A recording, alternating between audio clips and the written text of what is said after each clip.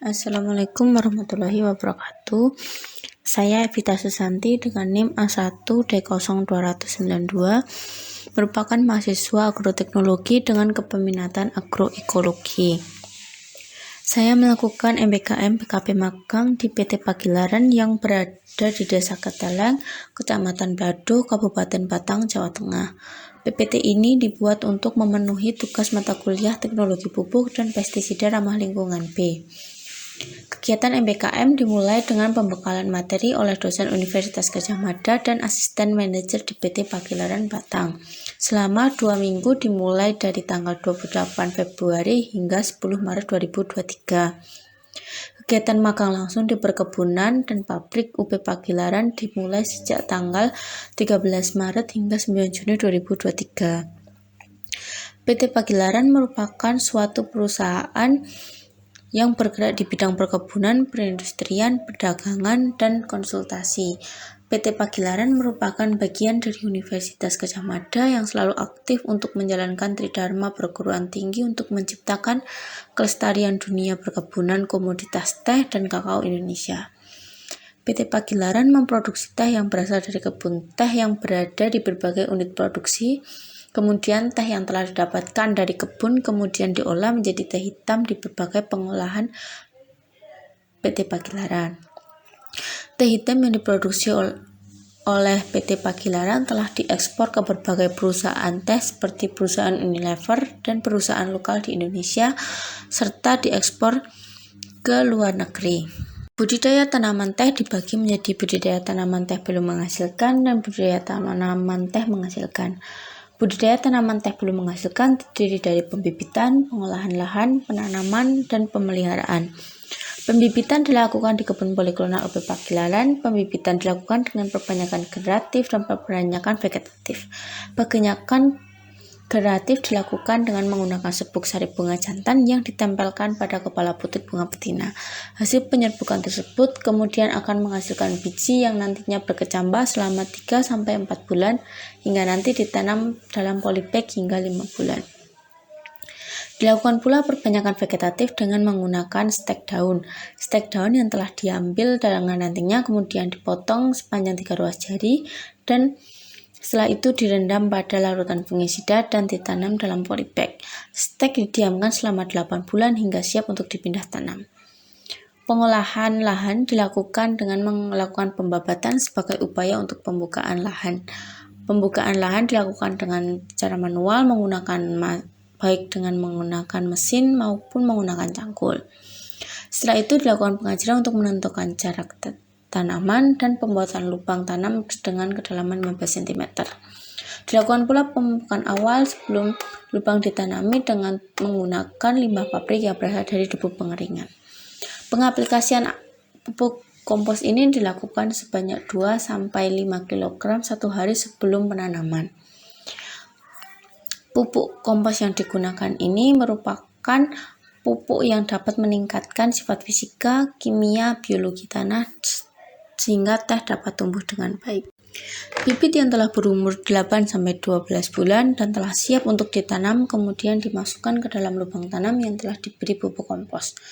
Bibit dimasukkan secara perlahan ke dalam lubang tanam, setelah itu ditimbun dengan menggunakan tanah di sekitarnya atau tanah sisa lubang tanam. Centering merupakan kegiatan yang dilakukan untuk membuat bidang petik tanaman teh dengan cara pemangkasan menggunakan center cross. Tujuan dilakukannya centering ini adalah untuk mencegah tanaman teh tumbuh terlalu tinggi dan dapat merangsang pertumbuhan tunas sehingga pembentukan cabang dapat berlangsung dengan cepat. Penanaman tanaman pelindung ini untuk menjaga kondisi lingkungan sekitar tanaman teh tetap optimal. Dengan tanaman pelindung ini, tanaman teh tidak mendapatkan cahaya berlebih dengan yang dapat mengganggu pertumbuhannya. Dilakukan pula penyiangan yang dapat dilakukan secara manual maupun dengan dibabat atau pencabutan gulma di sekitarnya menggunakan cangkul atau dicabut menggunakan tangan. Penyiangan juga dapat dilakukan dengan herbisida menggunakan sprayer. Namun, penyiangan herbisida ini tidak termasuk dalam mata kuliah teknologi pupuk dan pestisida ramah lingkungan karena herbisida merupakan pupuk kimia yang dapat merusak lingkungan khususnya tanah. Pemupukan juga menjadi salah satu kegiatan pemeliharaan. Pemberian pupuk dilakukan setelah tanaman ditanam di lahan dengan rentan waktu 3-4 bulan sekali sebanyak 2-5 kg. Pupuk yang digunakan merupakan pupuk kompos yang berasal dari limbah pabrik pada saat pengeringan maupun pada saat pelayuan. Budidaya tanaman teh dilanjutkan pada saat tanaman teh memasuki fase tanaman menghasilkan. Dalam fase ini terdapat pemeliharaan yang harus dilakukan, yaitu pemangkasan, fase pemangkasan, jendang, pemetikan, dan juga pengendalian UPT. Pemangkasan terdiri dari pangkas perdana yang dilakukan setelah tanaman berumur 7-8 tahun setelah tanam. Pada pangkas perdana ini bertujuan untuk membentuk bidang petik tanaman teh, dan setelah 4 tahun dari pangkas perdana ini, teh dapat masuk dalam pangkas produksi. Pangkas produksi merupakan kegiatan pangkas yang dilakukan rutin setiap 4 tahun sekali hingga tahun pangkas keempat. Pangkas produksi ini dilakukan untuk menumbuhkan tunas-tunas baru yang akan menghasilkan pucuk teh berkualitas. Pangkas produksi ini juga bertujuan untuk meremajakan tanaman teh dan menstabilkan atau meningkatkan produksi tanaman teh. Pangkas rejuvenasi merupakan pemangkasan yang dilakukan dengan tujuan untuk memperbaiki produktivitas tanaman yang telah menurun akibat pertumbuhan tanaman sekunder yang tidak sehat. Sedangkan untuk pangkas giving sendiri hanya dilakukan pada saat yang mendesak, seperti pada saat tanaman teh terserang hama dan terserang penyakit tanaman. Dengan dilakukannya pangkas giving ini, maka dapat mengurangi dampak serangan UPT atau penyakit yang menyerang tanaman teh. Pengolahan fase pemangkasan dilakukan, yaitu kuburan gas dengan menimbun sisa pemangkasan di sekitar tanaman teh sehingga dapat menjadi pupuk alami bagi tanaman karena terjadi proses dekomposisi daun dan ranting tanaman teh oleh mikroorganisme. Selain itu dilakukan pula kerik lumut yang bertujuan untuk membantu pertumbuhan tanaman tetap optimal dan maksimal, karena keberadaan lumut dapat mengganggu penyerapan nutrisi tanaman teh. Kerik lumut dapat dilakukan dengan menggunakan sabut kelapa atau menggunakan bahan yang tidak merusak sel kulit tanaman. Penggarpuan dilakukan untuk menggemburkan tanah yang telah memadat akibat aktivitas yang dilakukan seperti pada saat pemetikan maupun pengendalian UPT karena banyak menginjak bagian tanah sehingga tanah menjadi memadat. Penggarpuan dilakukan dengan menggunakan porok. Dilakukan pula penyiangan atau pemupukan menggunakan pupuk kimia.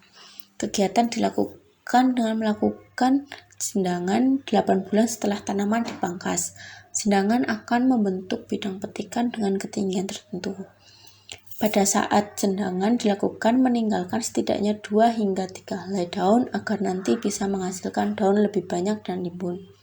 Setelah dilakukan sendangan, kemudian ditunggu selama 10 minggu atau kurang lebih 60 hari hingga muncul tunas di ketiak daun dan daun teh siap untuk dipetik. Pemetikan dilakukan dengan menggunakan gunting petik maupun mesin petik dengan siklus petik 2 bulan sekali. Setelah pemetikan biasanya dilakukan pengendalian UPT. Pucuk teh yang telah dipetik kemudian dibawa ke pabrik dengan menggunakan truk. Sebelum muatan dibongkar, truk ditimbang di jembatan timbang. Teh yang telah dibongkar dan diletakkan pada withering trough atau WT diambil untuk dianalisis kualitas pucuk yang dihasilkan. Teh kemudian dilayukan selama 12 hingga 18 jam dan mencapai kadar air 50-52%. Setiap 4 jam sekali dilakukan pembeberan agar teh dalam satu withering trough dapat layu dengan merata. Teh yang telah layu kemudian digiling di mesin open top roller atau OTR selama 45 menit. Setelah itu, teh kemudian masuk pada conveyor yang akan melakukan sortasi basah dan menghasilkan bubuk 1, bubuk 2, bubuk 3, bubuk 4, dan bubuk badak. Bubuk yang telah disortasi kemudian dimasukkan ke dalam baki dan kereta yang dibawa ke ruang fermentasi selama 1 jam. Setelah 1 jam kemudian teh masuk pada mesin CCC atau mesin pengeringan selama 24 menit. Teh yang telah kering kemudian diuji kadar airnya hingga 3-5%. Teh yang telah memenuhi kadar air yang sesuai dengan ketentuan masuk pada ruang sortasi kering.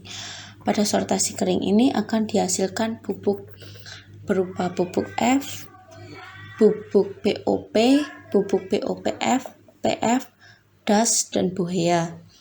Jenis teh yang dihasilkan kemudian diuji densitas untuk mengetahui volume teh, dilakukan uji DAS konten untuk mengetahui volume DAS yang ada pada setiap jenis teh. Untuk yang terakhir yaitu dilakukan uji organoleptik untuk menguji warna seduhan teh, aroma teh, rasa teh, serta warna ampas teh. Dengan adanya uji organoleptik ini nantinya akan dijadikan sebagai bahan evaluasi pada setiap sektornya, baik dari analisis pucuk hingga pengeringan.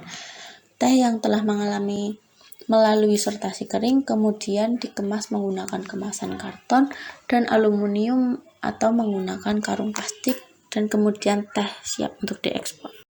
Berdasarkan penjelasan sebelumnya, dapat disimpulkan bahwa kegiatan MBKM/PKP magang di PT Pagilaran masih kurang memenuhi mata kuliah teknologi pupuk dan pestisida ramah lingkungan.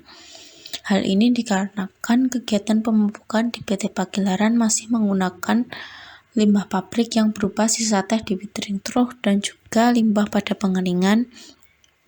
Kegiatan pemupukan dengan bahan yang ramah lingkungan seperti kompos jenis tersebut hanya digunakan pada saat tanaman belum menghasilkan. Pada tanaman menghasilkan, tanaman teh hanya mendapat tambahan bahan organik dari proses dekomposisi yang terjadi dari pemeliharaan kuburan gas, di mana sisa pemangkasan ditimbun di sekitar tanaman teh. Pestisida yang digunakan di PT Pagilaran secara keseluruhan menggunakan pestisida kimia karena lebih efektif pada perkebunan teh yang luas. Sekian penjelasan dari saya, terima kasih. Wassalamualaikum warahmatullahi wabarakatuh.